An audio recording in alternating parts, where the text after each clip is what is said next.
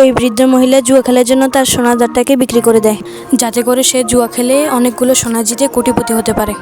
কিন্তু যখন সে জুয়া খেলতে শুরু করে তখন আসল গুটিটাকে সরিয়ে নকল একটা গুটি সেখানে দিয়ে দেয়। এরপর সে সুইচ অন করে নকল গুটিটাকে মেরে দেয়, কিন্তু তবুও সে হেরে যায়। এরপর ক্যাসিনোর লোকেরা যখন গুটিটাকে নিয়ে যাচ্ছিল তখন সে তার কানে থাকা ডিভাইসটা অন করে দেয়, যার কারণে তার গুটিটা একটা রোবটে পরিণত হয়ে যায়। এরপর সে রোবটটা সেখান থেকে নেমে ম্যানেজারের কিকারটা চুরি করে ডাস্টবিনের মধ্যে ফেলে দেয়। কিন্তু সেখানে বৃদ্ধ মহিলাটা লুকে ওই কি কার্ডটা দিয়ে লিফটের দরজা খুলে ভিতরে ঢুকে যায়। কিন্তু বৃদ্ধ মহিলা যখন তার প্ল্যানটাকে শুরু করতে যাচ্ছিল তখনই ওই লোকটা জানতে পারে যে তার কি কার্ডটা চুরি হয়ে গেছে, তাই সে ইমার্জেন্সি অ্যালার্ম বাজিয়ে দেয়।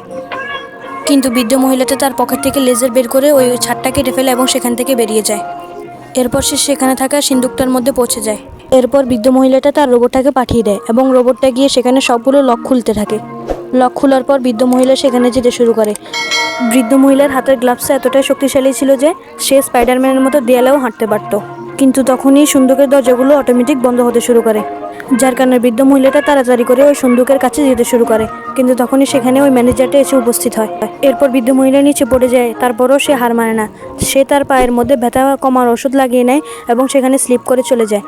বৃদ্ধ মহিলাটার ভিতরে ঢুকে যায়। এরপর ম্যানেজারটা স্লিপ কেটে পড়ে যায়। পরে যখন সে ওই লকারটাকে খুলে দেখে সেখান থেকে কিছুই চুরি হয়নি, শুধু বৃদ্ধ মহিলার দাঁতটা চুরি হয়েছে।